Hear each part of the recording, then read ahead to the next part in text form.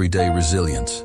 This is one of those stories. A story about a man the townspeople called simple, a woman they called broken, and a truth that would shake the very foundation of what they thought they knew. Before we begin, tell us in the comments, where are you watching from? We love hearing from viewers around the world. And if you enjoy stories that touch the heart and make you see life differently, hit that subscribe button. We have more powerful stories coming your way, and you won't want to miss them. The spring of 1987 arrived late in Harlan County. The frost clung stubbornly to the ground, and farmers like Thomas Brennan watched their fields with worried eyes, knowing that every delayed day meant a harder season ahead. Thomas was 42 years old, built like the oak trees that lined his property, with hands calloused from decades of work and a face weathered by sun and disappointment. He lived alone on the 200-acre farm his father had left him, a place where the silence was so complete you could hear your own heartbeat in the stillness of evening. People in town had long ago stopped asking Thomas about marriage. After his engagement fell apart 15 years earlier, when Sarah Mitchell left him for a banker from Des Moines, he'd become a fixture of solitude. He attended church on Sundays, nodded politely at the diner, paid his bills on time, and returned to his empty farmhouse where dust gathered on the second-floor bedrooms that would never hold children. But Thomas wasn't bitter. He'd simply accepted his lot. Some men were meant for families, and others were meant for the land. He'd made his peace with being the latter. That changed on a humid afternoon in May, when Pastor Richardson appeared at his door with an unusual proposition. The pastor was a stocky man in his 60s, with kind eyes that had seen more heartbreak than he cared to remember. He stood on Thomas's porch, hat in hand, shifting his weight from foot to foot in a way that suggested the conversation ahead would be uncomfortable. "Thomas, I need to speak with you about a delicate matter," the pastor began, accepting the offer of iced tea and settling into one of the worn porch chairs that overlooked the fields. Thomas waited. He'd learned long ago that silence was often the best response when people struggled to find words. "There's a young woman," Pastor Richardson continued. "Her name is Elizabeth Hartley. She's 28 years old, and she's been living at the women's home in Cedar Rapids for the past 3 years. Her parents passed in a car accident, and she has no other family." Thomas sipped his tea, wondering where this was heading. "Elizabeth suffered a traumatic brain injury in that same accident," the pastor said carefully. "She recovered physically, but there were complications. She has difficulty speaking. The words don't come easily for her. Sometimes they don't come at all. The doctors call it expressive aphasia." The pastor paused, gauging Thomas's reaction. Finding none, he pressed on. "The women's home is closing down. Budget cuts. The remaining residents are being placed with families or other facilities." Elizabeth's caseworker reached out to several churches in the region, hoping to find someone who might consider taking her in, possibly as a wife, if the situation proved suitable. Thomas set down his glass slowly. "They're looking for someone to marry a woman who can't speak." "Who has difficulty speaking?" the pastor corrected gently. "She can communicate, Thomas, just not in the traditional way. She's intelligent, capable of understanding everything. She can read and write, though writing is also challenging for her. She's learned some sign language. The injury affected the part of her brain that produces speech, and they thought of me." Thomas's voice was flat, impossible to read. Pastor Richardson looked uncomfortable. "The caseworker asked if I knew of any single men of good character who might be open to an unconventional situation. Your name came to mind. You're patient, kind, you live a quiet life. And frankly, Thomas, you're alone." The words hung in the air between them, neither cruel nor gentle, simply true. "What happens to her if no one agrees?" Thomas asked. "There's a state facility. It's not ideal. She'd be grouped with individuals who have more severe disabilities. She'd likely spend the rest of her life there, even though she's perfectly capable of living independently with some support." Thomas stood and walked to the porch railing, looking out at his fields. The corn was just beginning to push through the soil, tiny green shoots of possibility in neat, endless rows. "I'd want to meet her first," he said finally. "No commitments. Just, I'd want to meet her." The pastor's relief was visible. "Of course, I can arrange it for this weekend if you're willing to drive to Cedar Rapids." 3 days later, Thomas found himself in a sterile common room at the Mercy Women's Home, sitting on a floral-patterned couch that had seen better decades. His church clothes felt stiff and uncomfortable, and he held a bouquet of wildflowers he'd picked from the edge of his property, feeling foolish. When Elizabeth entered the room, accompanied by a matronly caseworker named Mrs. Chen, Thomas's first thought was that she looked terrified. She was small, barely 5'3", with auburn hair pulled back in a simple ponytail, and green eyes that darted around the room like a bird looking for exits. She wore a plain blue dress that hung loosely on her thin frame, and her hands were clenched together so tightly her knuckles were white. "Elizabeth, this is Thomas Brennan," Mrs. Chen said warmly. "Thomas, this is Elizabeth Hartley." Thomas stood, suddenly aware of how his size might be intimidating. He was 6'2" and broad, and this woman looked like a strong wind might carry her away. "Hello, Elizabeth," he said softly, holding out the flowers. "These are for you." Elizabeth's eyes went to the bouquet, then to his face. She opened her mouth, and a sound came out, something between a syllable and a breath. Her face flushed with frustration, and her hands began to move, signing something Thomas didn't understand. "She says thank you," Mrs. Chen translated. "They're beautiful. I'll leave you two to talk," the caseworker said, though Thomas noted she positioned herself near the door, watching carefully. Thomas sat back down, and after a moment, Elizabeth took a seat on the opposite end of the couch, still holding the flowers. "I'm not good with words myself," Thomas began, choosing his phrases carefully. "Never have been. My father used to say I could go 3 days without saying more than, 'pass the salt.' So, if you're worried about awkward silence, don't be. Silence doesn't bother me." Elizabeth's shoulders relaxed slightly. She made another sound, then reached for a small notebook she'd been carrying. She wrote something and turned it toward him. The handwriting was shaky but legible. "Why are you here?" Thomas appreciated the directness. "Pastor Richardson told me about your situation. About the home closing. He asked if I'd consider, well, he wasn't subtle about it. He asked if I'd consider marriage." Elizabeth's eyes widened. She wrote quickly, "You don't know me." "No," Thomas agreed. "I don't. But I know loneliness. I know what it's like when people look at you and see what you're not instead of what you are. And I know what it's like to need a purpose." She watched him carefully, and he noticed she had a way of looking at people that suggested she saw more than most. Her eyes were intelligent, assessing. "I have a farm," he continued, 200 acres. "It's quiet. The nearest neighbor is 3 miles away. It's not exciting, but it's peaceful. There's work to be done, always, but nothing that requires talking. If you came, you'd have your own room. No pressure, no expectations. Just a place to be that's not a facility." Elizabeth wrote, "Charity? Partnership," Thomas corrected. "I could use help. The house is a disaster. I can barely cook beyond the basics.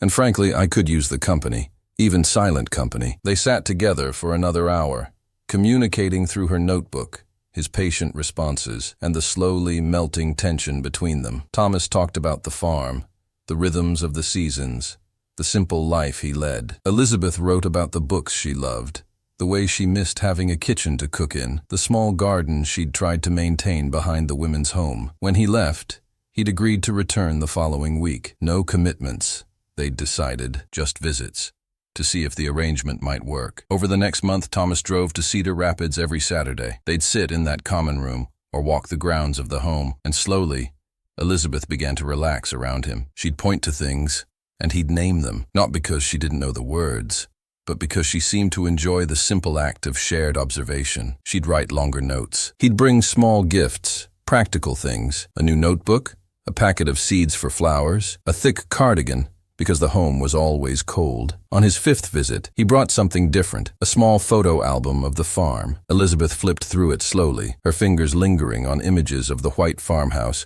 with its wraparound porch, the red barn that needed painting, the fields stretching toward the horizon, the old maple tree in the front yard. She wrote, "It looks peaceful." "It is," Thomas said, "but it's also lonely. I won't lie to you about that." She looked at him for a long moment, then wrote, "Lonely together, better than lonely alone." Thomas smiled, really smiled, for the first time in longer than he could remember. "Yeah, I think it might be." 2 weeks later, they were married in a simple ceremony at Pastor Richardson's church. Elizabeth wore a cream-colored dress Mrs. Chen had helped her pick out. Thomas wore his best suit, the one he'd last worn to his father's funeral. There were 7 people in attendance.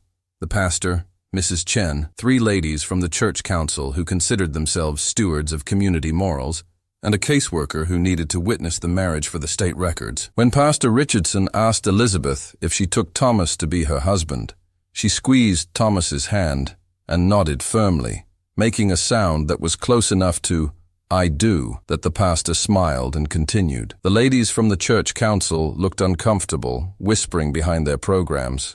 Thomas heard fragments. Such a shame. That poor man, taking on damaged goods. He felt Elizabeth's hand tremble in his and squeezed back, protective. That evening, they drove to the farm as husband and wife. The sun was setting, painting the sky in shades of orange and pink, and Elizabeth pressed her face to the truck window, taking it all in. Thomas carried her single suitcase, containing everything she owned in the world, up to the second-floor bedroom he'd prepared. It was the largest of the spare rooms, with windows overlooking the back garden and the fields beyond. "This is yours," he said, setting the suitcase on the bed. "The bathroom is across the hall.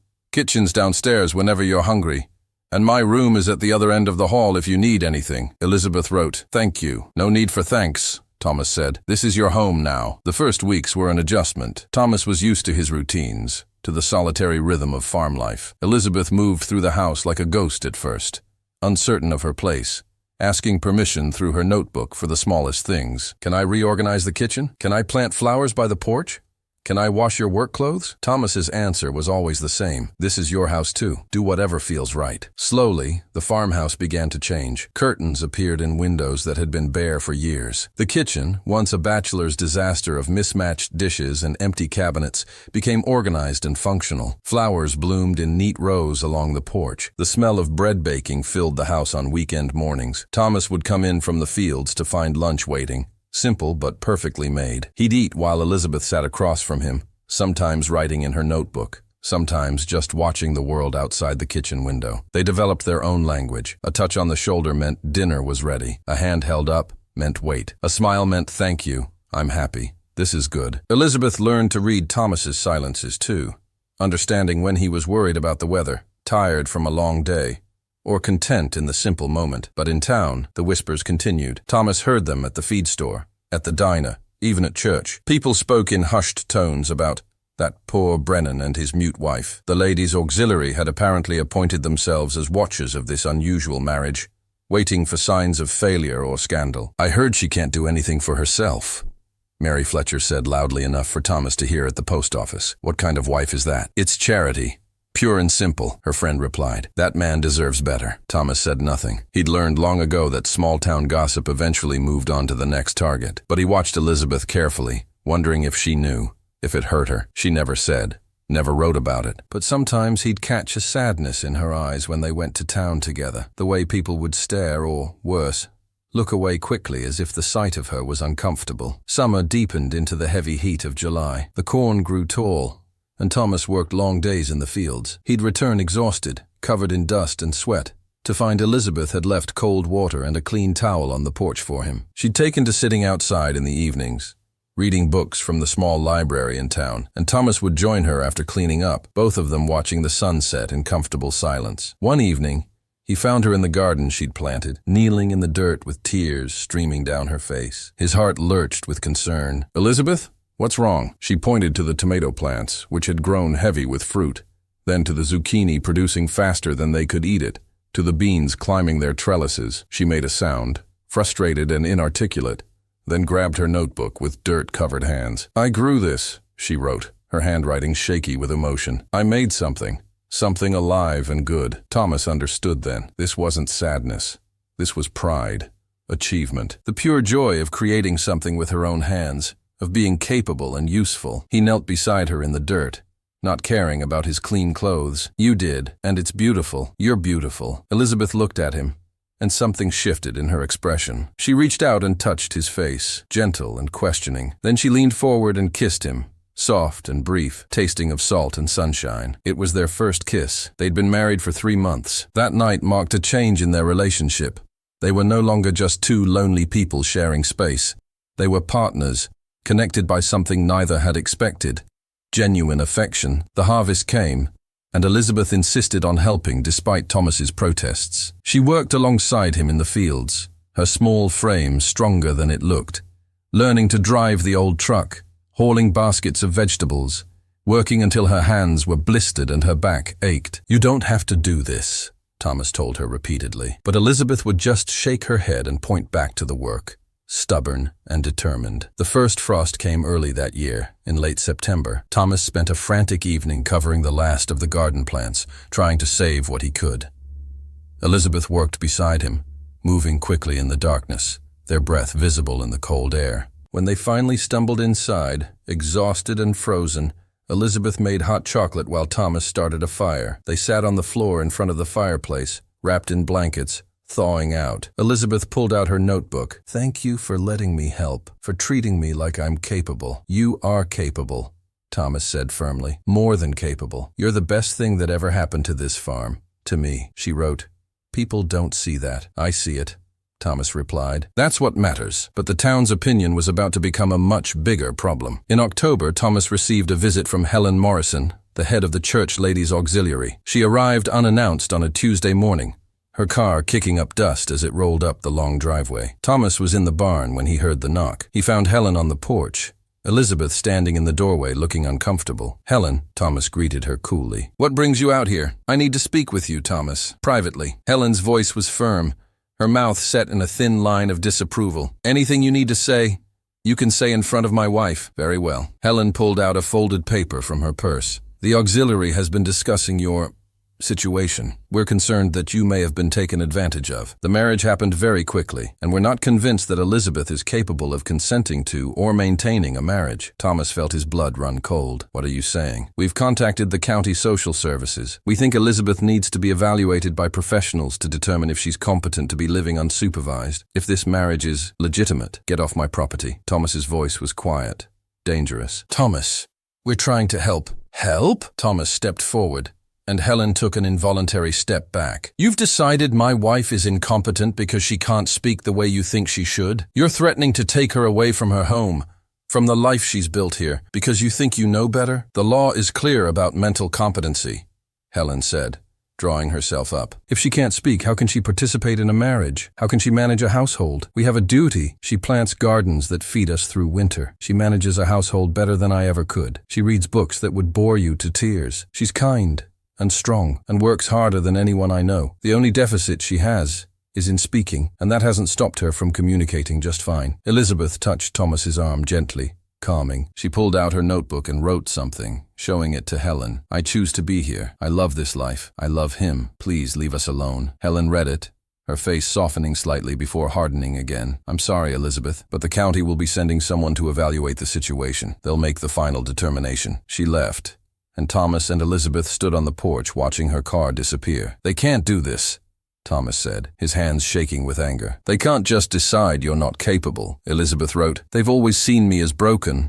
This isn't new. You're not broken, Thomas said fiercely. You're perfect exactly as you are. The county evaluation was scheduled for 2 weeks later. In the meantime, Thomas did something he'd never done before. He called a lawyer. Martin Green was an attorney from Des Moines, who specialized in disability rights cases. He arrived at the farm on a rainy afternoon, a sharp-looking man in his 50s with graying hair and keen eyes. Tell me everything, he said, settling at the kitchen table with coffee Elizabeth had prepared. They explained the situation, Elizabeth writing her part of the story while Thomas narrated. Martin listened carefully, taking notes. The law is complicated here, he said finally. There's a real legal question about competency and consent, especially in marriage. But from what you're telling me, and from what I'm observing, Elizabeth is clearly competent. The question is whether we can prove that to a skeptical county official. What do we need to do?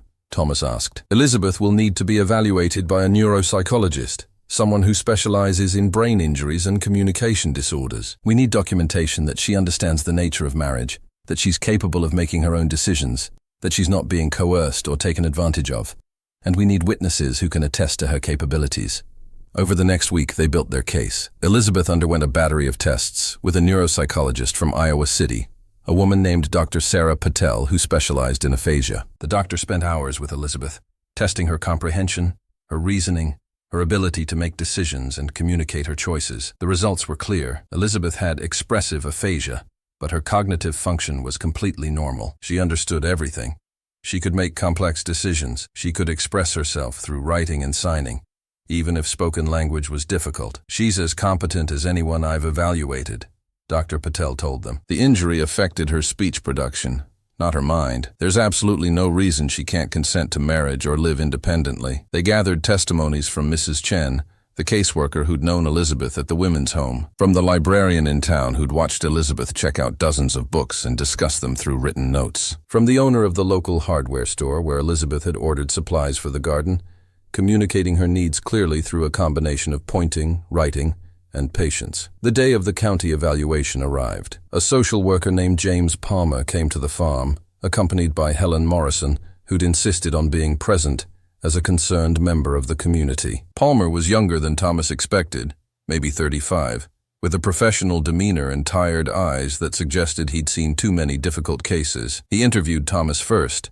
asking pointed questions about how they met, why they married, how they communicated, what their daily life looked like. Then he spoke with Elizabeth, and Thomas was asked to leave the room. Thomas paced on the porch, anxiety eating at him. Helen watched from her car, primly triumphant, clearly expecting vindication. After 2 hours, Palmer emerged. He thanked them both, said he'd be in touch, and left. Helen followed, looking uncertain for the first time. The waiting was agony. Thomas couldn't eat, couldn't focus on work. Elizabeth tried to maintain normalcy, going about the daily routine, but he could see the fear in her eyes. The possibility of being taken away, institutionalized again, hung over them like a storm cloud. 3 days later, a certified letter arrived. Thomas's hands shook as he opened it. Elizabeth stood beside him, gripping his arm. He read it once, twice, not quite believing. "We're clear," he said, his voice breaking. "Palmer found no evidence of incompetency or coercion. He's recommending that the county take no action. We're clear." Elizabeth made a sound, something between a laugh and a sob, and threw her arms around him. They stood in the kitchen, holding each other, relief flooding through them. But the letter contained something else, something that made Thomas's blood boil. Palmer had included a note about his observations. "Mrs. Brennan demonstrates clear competency and genuine affection for her husband. However, I was disturbed by the attitudes of certain community members who seem more concerned with their own discomfort than with Mrs. Brennan's well-being. It is my recommendation that the Brennans be left in peace to live their lives without further harassment." Thomas made copies of the letter and brought them to Pastor Richardson. "I want you to read this at church," he said. "I want the whole congregation to hear it. And I want you to make it clear that if anyone harasses my wife again, they'll answer to me." Pastor Richardson, to his credit, did exactly that. The following Sunday, he read Palmer's letter from the pulpit, his voice stern and disappointed. He spoke about judgment, about seeing people through God's eyes rather than through fear and prejudice. Helen Morrison and several other members of the auxiliary left the church that day. Some came back eventually, some didn't, but the harassment stopped. Life settled into a new rhythm. Thomas and Elizabeth became known in town not as the farmer and his disabled wife, but as the couple who ran the best vegetable stand at the farmer's market, whose garden was the envy of the county, who loved each other in a way that was quiet but undeniable. Elizabeth found her own ways to contribute to the community. She started a community garden in town, teaching children how to grow vegetables, communicating through demonstrations and written instructions. The kids loved her, never fazed by her inability to speak, accepting her exactly as she was. Thomas watched her bloom. This woman everyone had called defective, becoming a beloved figure in their small town. She was patient with the children, creative in her teaching, and somehow able to communicate volumes without words. 3 years into their marriage, on a cold December evening, Elizabeth did something that shocked them both. They were sitting by the fire, as they often did, Elizabeth reading while Thomas worked on repairing a harness. Suddenly, Elizabeth made a sound, not the frustrated, inarticulate sounds she sometimes made, but something different. She was trying, her face intense with concentration. Thomas set down his work, moving to kneel in front of her. "It's okay. You don't have to." Tom, as his name, broken, halting, but unmistakably his name. Tears sprang to Thomas's eyes. "Elizabeth, I love you." 3 words, 3 incredibly difficult, precious words. Thomas pulled her into his arms, overwhelmed. "I love you too, so much." They discovered later that Elizabeth had been working with a speech therapist in secret, driving to Iowa City once a week when Thomas thought she was at the library. The progress was slow and limited, but she'd been determined to say at least those words, to give him that gift. She never became fluent in spoken language. The damage from her injury was permanent, but she could say a few key phrases now. His name, "I love you," "yes," "no," "thank you." It was enough, more than enough. 5 years after they married, Thomas came in from the fields one spring afternoon to find Elizabeth in the kitchen with a strange expression on her face. She held out her notebook with shaking hands. "I'm pregnant." Thomas stared at the words, then at her, then back at the words. Are you sure?" She nodded, and he saw joy and terror mixed in equal measure on her face. The pregnancy was complicated by Elizabeth's anxiety about her limitations. How would she communicate with doctors? How would she care for a baby who needed constant verbal interaction? But Dr. Patel connected them with resources. Speech therapists who worked with parents with aphasia, occupational therapists who taught adaptive parenting techniques, support groups for people with communication disorders raising children. Children don't need perfect speech, one therapist told them. They need love, consistency, and connection. Elizabeth can provide all of that. Their daughter, Sarah Rose Brennan, was born on a snowy morning in January. She came into the world with a full head of auburn hair and her mother's green eyes. The first time Elizabeth held her, she looked at Thomas with such complete joy that he had to turn away to hide his tears. Sarah learned to communicate with her mother the way everyone else did, through gestures, expressions, written notes, and the deep understanding that comes from paying attention. By the time she could talk, she was fluent in 2 languages, spoken English, and the wordless language she shared with her mother. "Mama said she wants you to come inside," 2-year-old Sarah would announce, running to the barn to fetch Thomas. "How did she say that?" Thomas would ask, amused. "She just told me," Sarah would explain, with the absolute certainty of a child who knew her mother's heart. The town that had once whispered about the farmer and his defective wife now watched the Brennan family with a different kind of interest. They saw Thomas, Elizabeth, and little Sarah at church, at the farmer's market, at the library. They saw a family that was different, certainly, but undeniably whole. One Sunday, 8 years after they married, Pastor Richardson asked Thomas to speak to the congregation. Thomas was reluctant, but Elizabeth encouraged him, writing, "Tell them our story." So he did. He stood at the front of the church, nervous and uncomfortable in the spotlight, and told them about meeting Elizabeth, about the fear and uncertainty, about learning to communicate in new ways, about the judgment they'd faced and overcome. "I was told I was getting damaged goods," Thomas said, his voice steady despite his nerves. "I was told I was settling for less, that Elizabeth was defective, broken, someone to be pitied." He looked at Elizabeth in the front pew, holding Sarah's hand. "But here's what I actually got. I got a woman who worked harder than anyone I've ever met to build a life from nothing. I got a partner who taught me that communication isn't about words, it's about attention. I got someone who saw me, really saw me, in a way no one else ever had. I got late nights and early mornings, laughter and tears, a garden that feeds our family, a home that feels like peace, and a daughter who knows that love comes in many languages." His voice broke slightly. "I got the greatest gift of my life, and the only thing defective was the way people saw her. There wasn't a dry eye in the church. After the service, something unexpected happened. Helen Morrison, who'd returned to church but always sat far from the Brennans, approached them. "Thomas, Elizabeth," she said, her voice heavy with emotion, "I owe you both an apology, a long overdue one. I was wrong about everything, and I'm deeply, deeply sorry." Elizabeth looked at her for a long moment, then pulled out her notebook. "Thank you. That means more than you know." Helen wiped her eyes. "You've taught this whole town something important. I just wish we'd learned it sooner."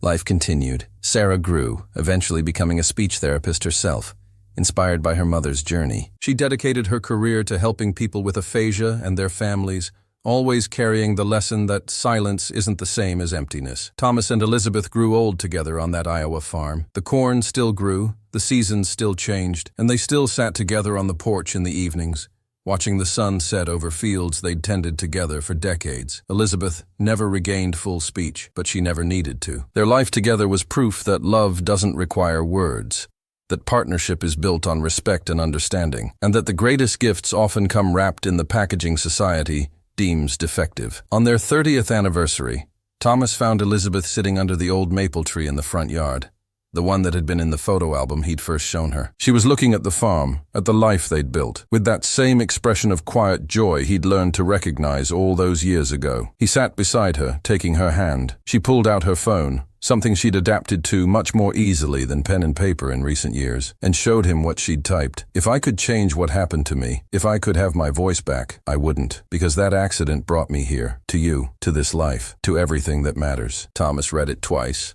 then kissed her hand. "I wouldn't change a single thing either." And in the fading light of an Iowa evening, surrounded by the life they'd built from loneliness and judgment and the fierce determination to prove the world wrong, they sat in the kind of silence that sings louder than any words ever could. Because sometimes the greatest love stories aren't told in grand declarations or eloquent speeches. Sometimes they're told in the quiet moments, in the patient waiting, in the hands held and the gardens planted and the choice made every single day to see the gift where others saw only the flaw. Thomas Brennan had been given what they called a defective wife, and he'd received the greatest blessing of his life, not despite her silence, but including it, encompassing it, celebrating every part of who she was. And in the end, that made all the difference.